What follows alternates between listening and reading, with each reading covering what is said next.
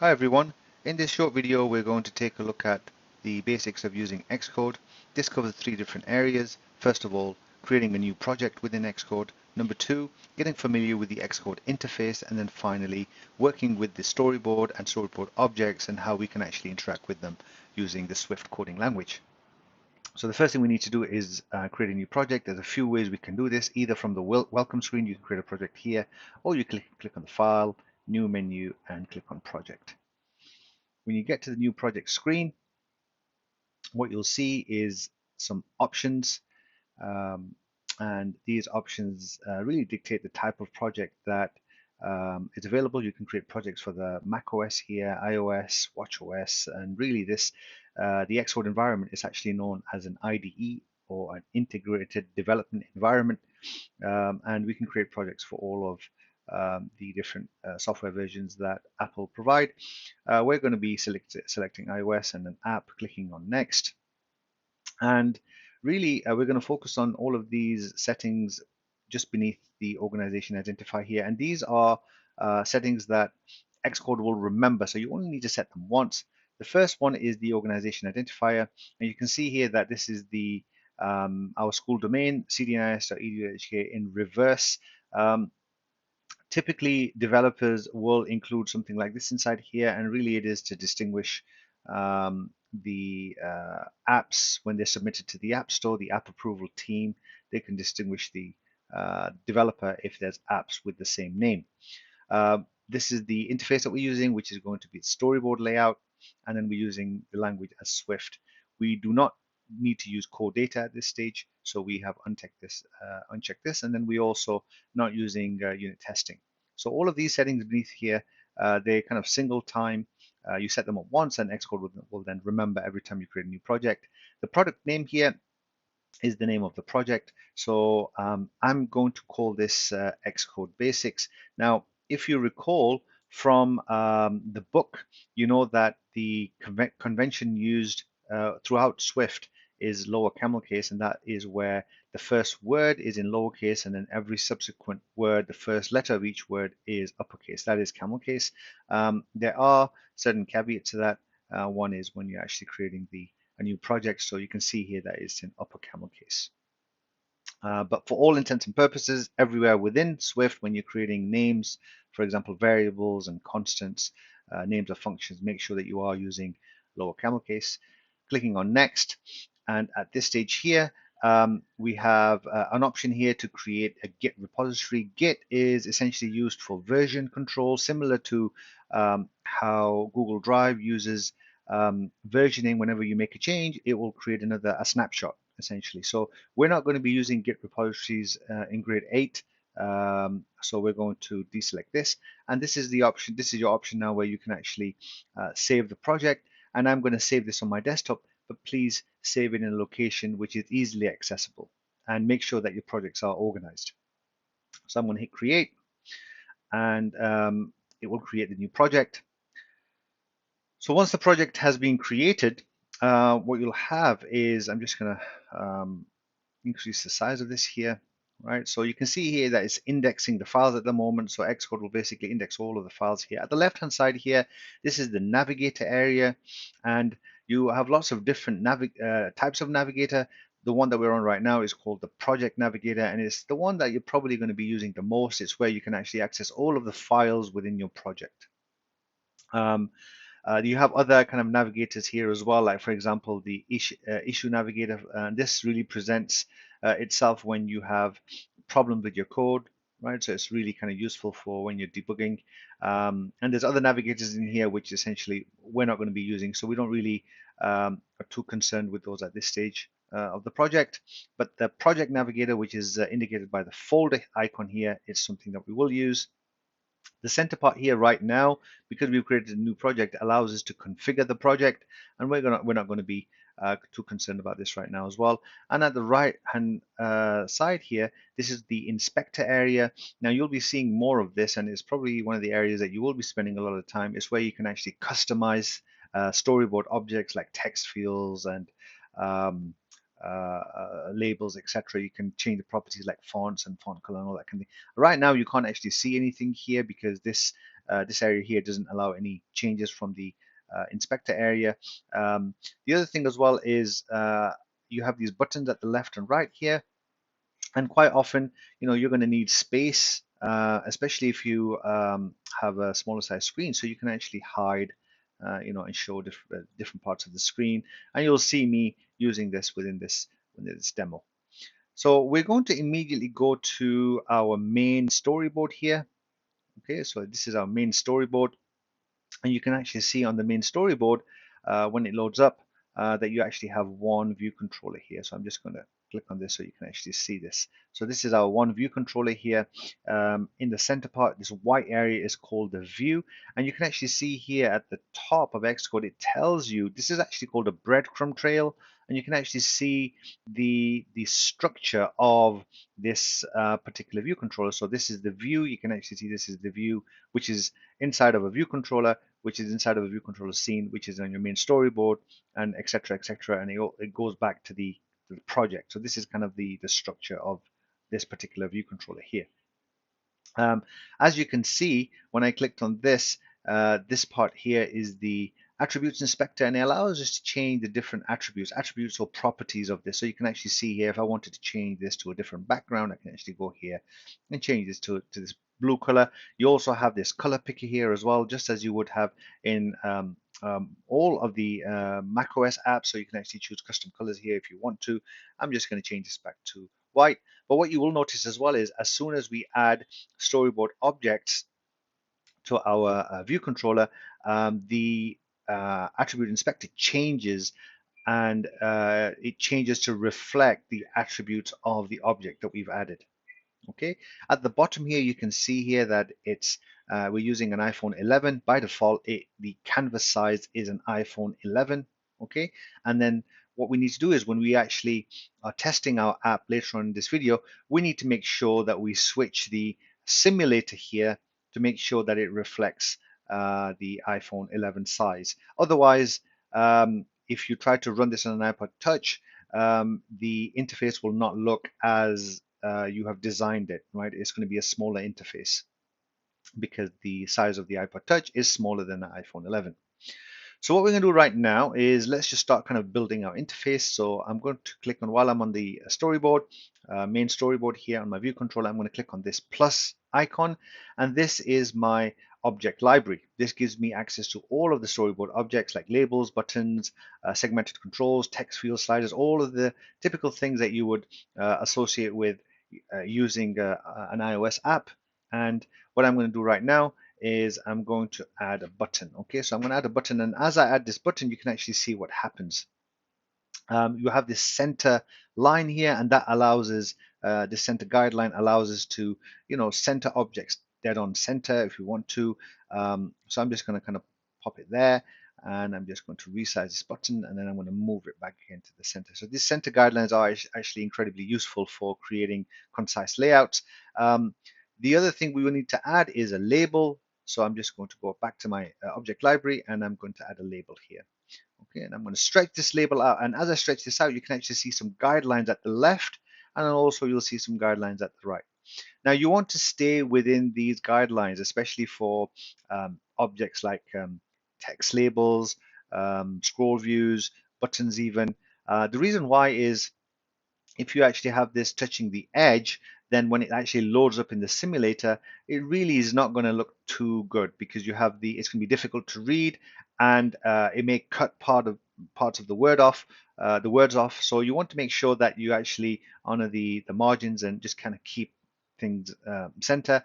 There are certain kind of caveats to this as well. For example, if you have an image, if you're going to be adding an image which is covering the edge, all edges of the display, then obviously you need to stretch it out beyond the margins. But other than that, just make sure that you are actually kind of honoring these margin areas, and that will kind of add to the user experience. Okay, the user experience is the experience that the user has in using your app.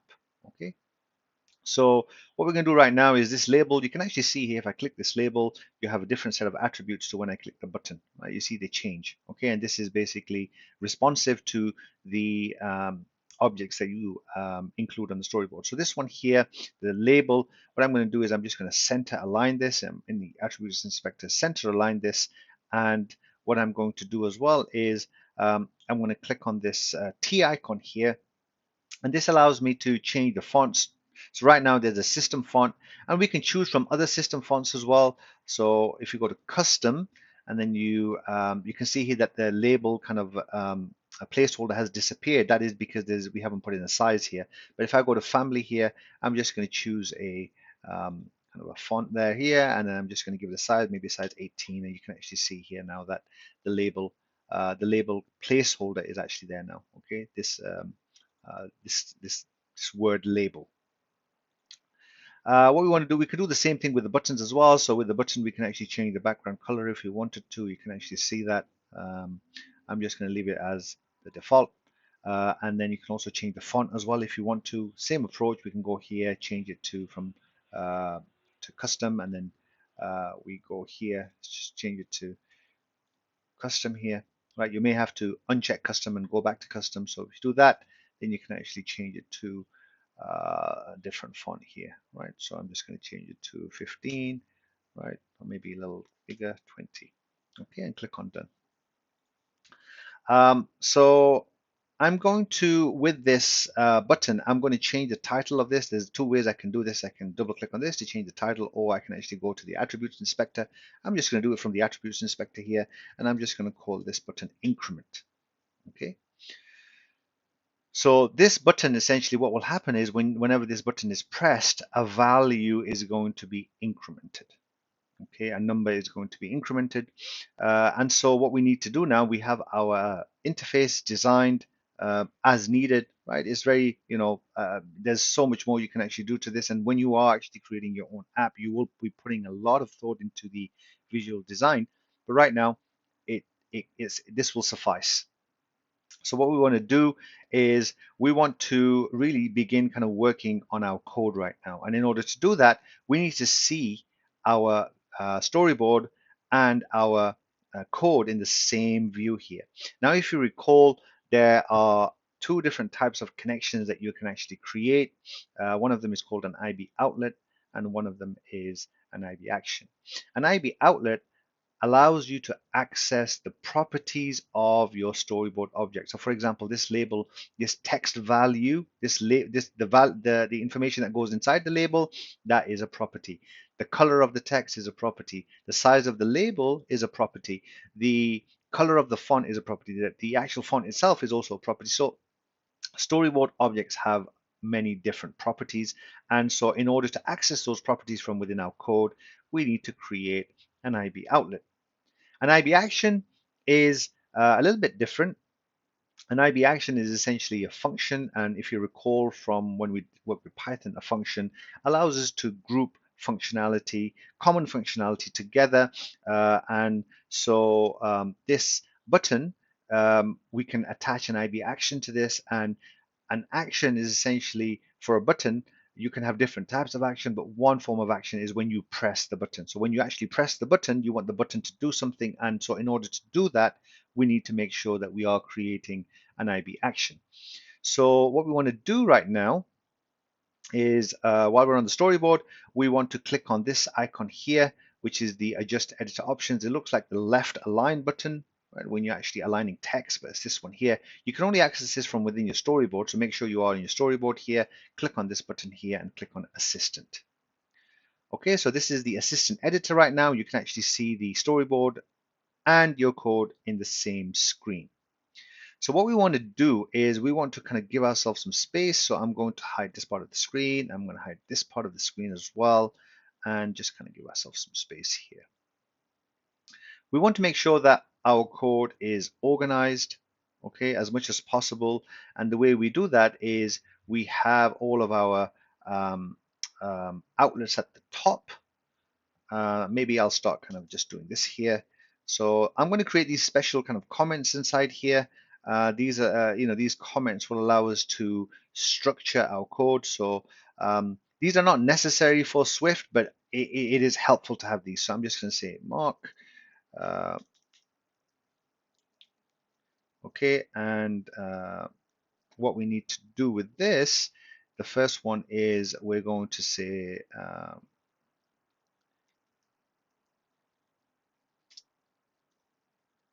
okay, IB outlets kind of under listed under here. Okay, and then we want the same thing for variables. So we'll say variables and constants listed under here. And then finally we have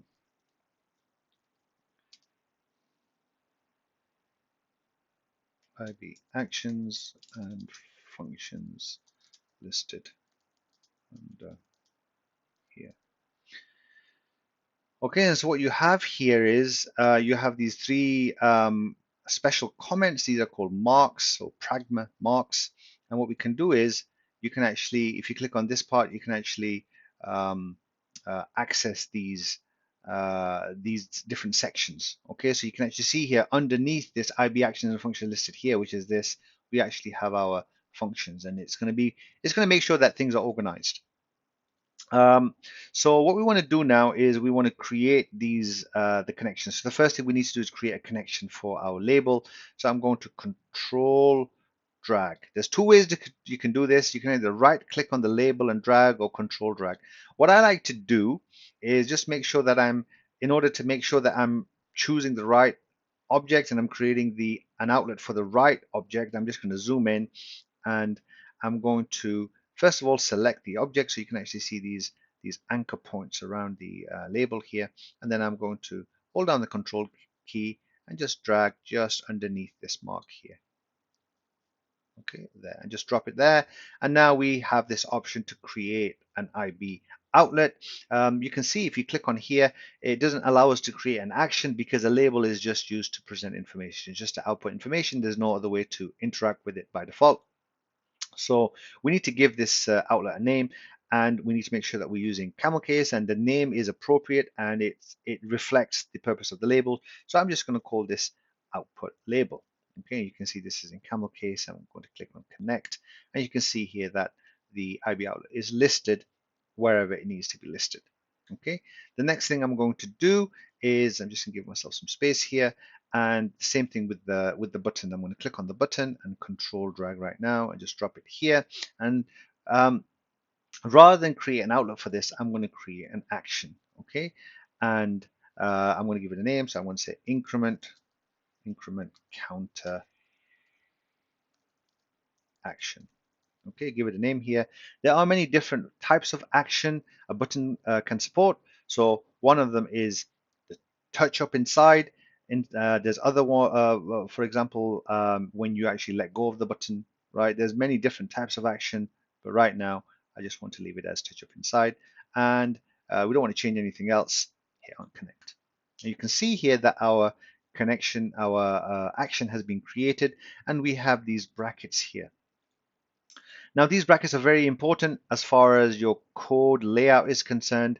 If you want the button to, when pressed, if you want the button to do something, your code needs to be within these two brackets here. And so what I like to do is the closing bracket, which is, according to me, it's on line 22. I'm just going to press enter twice, and that gives me a little bit of space to actually put in my code. So this kind of area here, right now, this is where our code needs to be within these two brackets. Okay, so obviously we want this button to do something, and when we press this button, anything within these brackets will run. It's a similar approach to Python, where code needs to be indented in to signify ownership.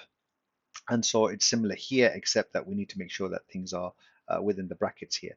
We also want to create a variable here as well, which is going to be holding our number, our value. So every time we press the button, it needs to increment this value. So we're going to say we're going to create a variable. Say var counter equals 0, and you can see here that it's under the correct section, right? So if I go back here right now, you'll see that everything is nice and organized here, right?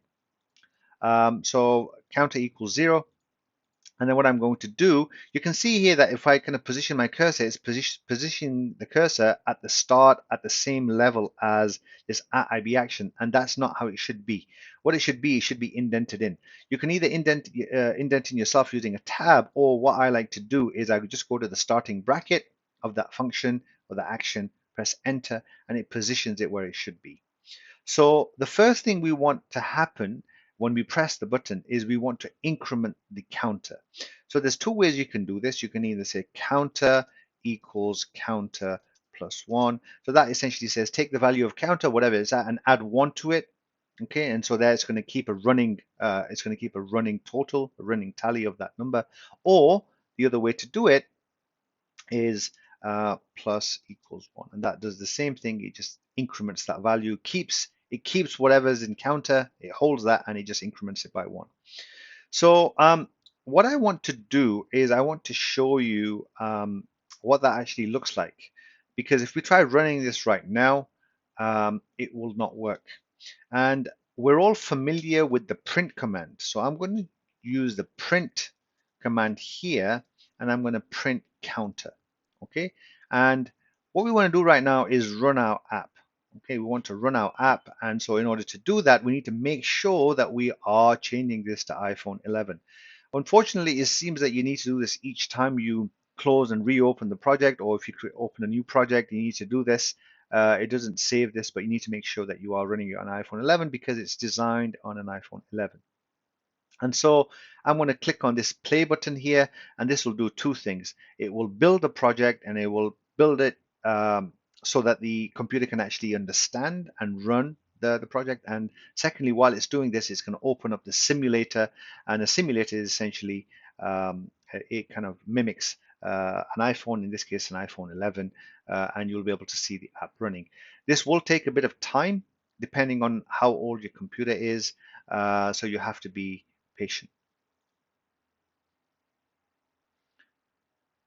Okay, so we have our simulator opened up with our app, and what we want to do is we want to open up this a console. Okay, a console area is essentially for you as a developer to debug or check to see how your app is running. So there's a few ways we can do this. One of the ways is if you click on the view menu here, debug area, and activate console, or the shift command C. Okay, and you have this area at the bottom right now, which is the console area. And so what will happen is you'll see that when I click on this button, okay, we have because it's within the brackets, you can see that the counter is being incremented by 1, and then it's printing this value here. Okay, and it's working as expected, but we're not fully there yet because it's not being reflected on the interface. That counter is not being reflected on the interface.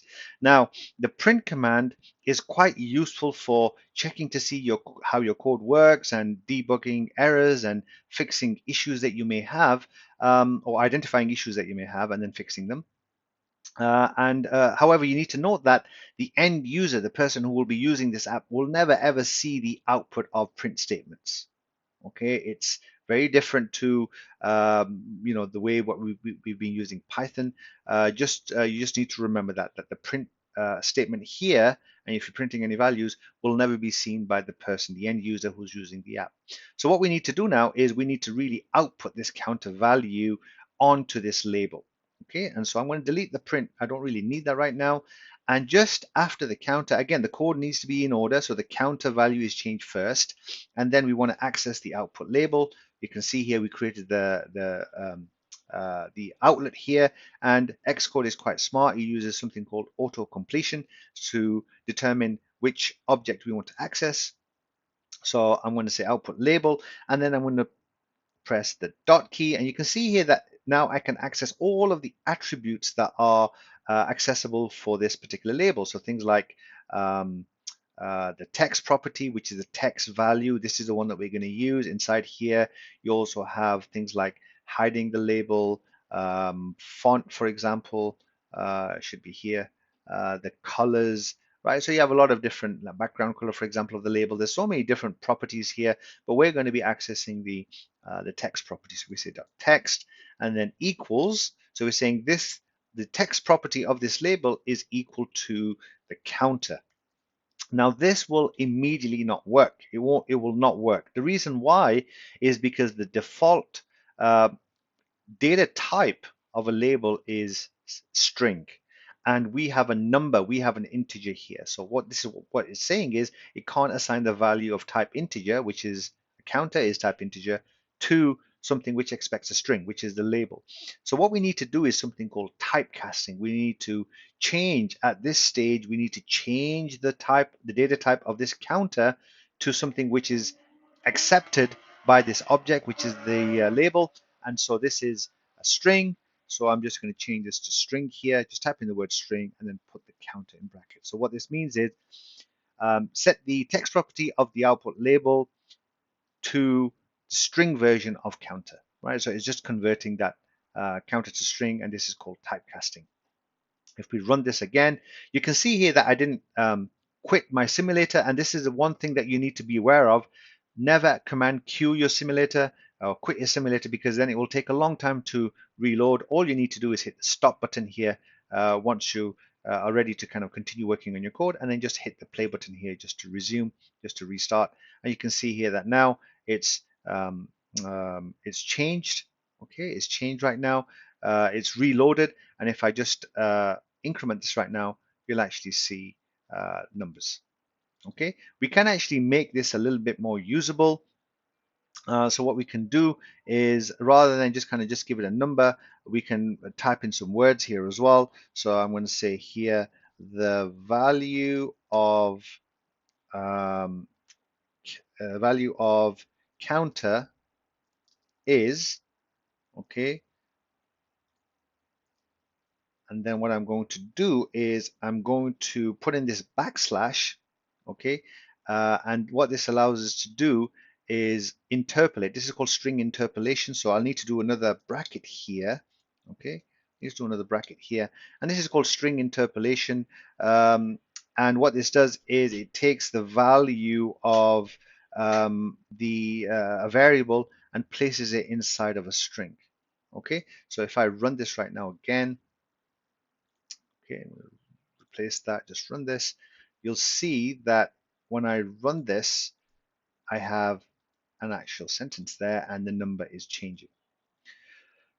Okay, so in this video, we looked at a few things. Number one, we looked at creating a new project and the settings of a new project. We also got introduced to the different parts of Xcode, namely this area here, which is the Navigator area here at the left-hand side, this one here. This area here at the right-hand side is the Inspector area here, and this allows us to change the attributes or the properties of any storyboard object. And then we looked at the Assistant Editor, where we can actually access our storyboard and our code together. We added a few different storyboard objects, connected them to our code, and we just created a simple app where we actually change a value when the button is pressed. If you have any questions about this video, you can always send me an email or ask me in class, and I look forward to the work that you actually come up with.